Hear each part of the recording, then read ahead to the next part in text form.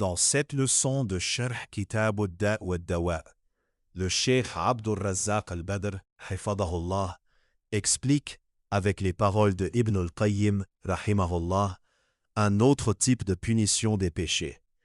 Il montre que quand une personne désobéit à Allah, elle donne en réalité de la force à son ennemi, le diable, contre elle-même. Le Cheikh lit les paroles de Ibn al-Qayyim, rahimahullah. Parmi les conséquences des péchés, il y a le fait qu'ils deviennent un soutien que l'homme donne au diable, un renfort qu'il lui offre dans la guerre qu'il mène contre lui. Allah a éprouvé l'être humain avec un ennemi qui ne dort pas, qui le surveille tout le temps, et qui ne le lâche pas un seul instant.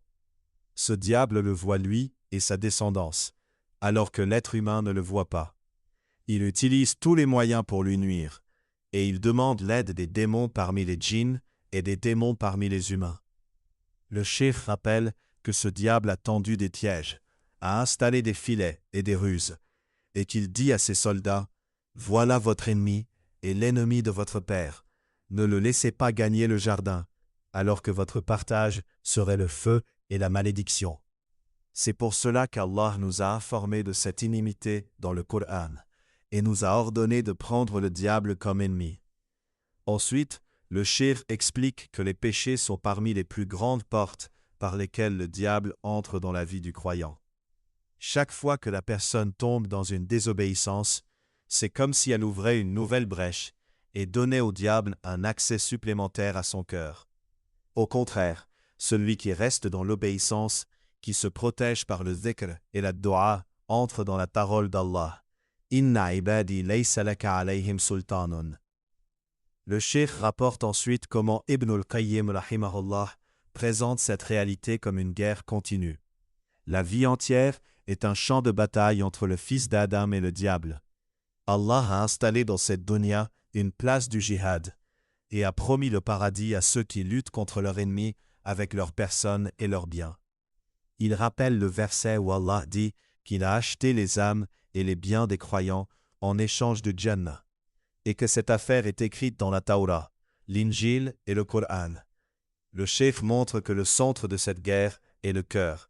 Le cœur est comme le roi, et les membres du corps sont ses soldats. Si le cœur est corrompu, les membres suivent la corruption. C'est pourquoi le diable concentre son attaque sur le cœur du serviteur, avec les waswasa, les doutes et les passions. Et en même temps, Allah a donné aux croyants des aides puissantes, les anges qui le protègent, le Coran et la Sunna comme armes et lumière, l'intelligence pour réfléchir, l'iman pour le rendre ferme, et la certitude pour lui montrer la réalité comme s'il la voyait de ses yeux. Puis le cheikh explique que Allah a résumé les règles de ce combat dans 4 mots dans le Coran. Ya ayyuhalladhina amanu isbiru wa sabiru wa rabitu wattaqullah la'allakum tuflihun. Le sabr, rester ferme dans l'obéissance, éviter la désobéissance et accepter les épreuves. La musabara, tenir face à la patience du diable, ne pas céder même s'il insiste. La murabata, garder les postes sensibles de l'âme et surveiller les entrées du cœur. Et la taqwa, la base qui donne vie à tout cela. Le cheikh développe ensuite l'idée des portes du cœur. Il explique que le cœur a des passages, les yeux, les oreilles, la langue, le ventre, les mains, les pieds et le sexe.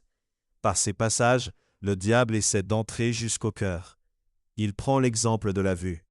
Ibn al-Qayyim rahimahullah dit que le diable n'a pas corrompu les fils d'Adam par quelque chose comme par le regard. Avec une seule image, il jette une graine de désir dans le cœur, puis arrose cette graine avec les pensées, les envies, les fantasmes, jusqu'à ce que la personne se détache de la protection de l'obéissance.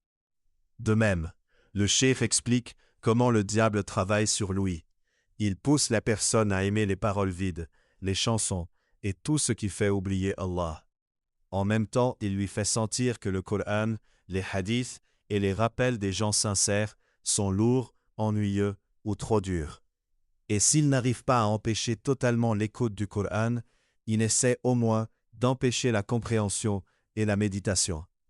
À la fin, Le cheikh insiste sur le fait que cette lutte avec le diable dure toute la vie. Le croyant doit donc protéger son cœur, fermer les portes par lesquelles le diable entre, multiplier le dhikr et rester attaché au Coran et à la Sunna. Il doit aussi demander à Allah de le défendre contre le diable, de garder son cœur saint et de lui accorder une bonne fin.